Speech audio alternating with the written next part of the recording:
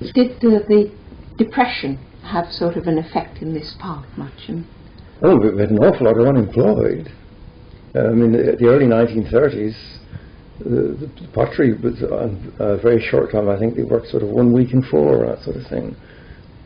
I don't think there was any great effort by the church to do anything, and not by any of them. I mean, being in a small village, I suppose everyone was friendly, everybody looked after everyone, and if anybody was short...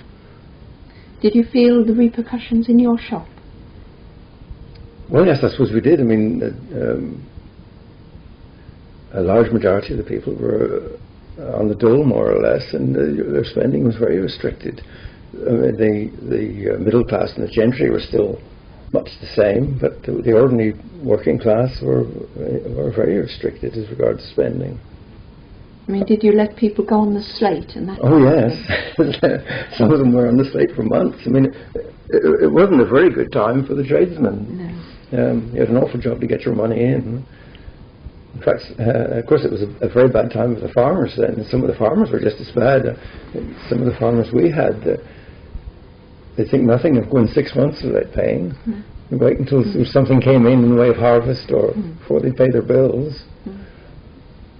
On the whole, times were much tougher than they are now. I mean, but there seems to have been perhaps more a sort of acceptance of it. Well, there was passive acceptance. People, you were brought up to it, I suppose, that was your lot in life, and you just accepted it. Yeah. It was the same even with the dole. The office then was down where Bettisworth now is, and I mean, those on the dole had to sign on every day without exception. I mean, you didn't sign on once a fortnight. I remember particularly I think it was 9:30. The dole office opened, and the man in charge used to send one of his sons down to the end of the queue. Anybody that tried to join on after 9:30 was sent away again. They weren't allowed to join. It was as strict as that.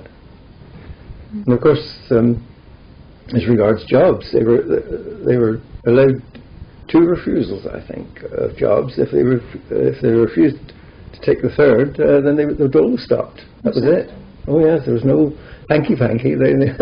You took what was offered, or else.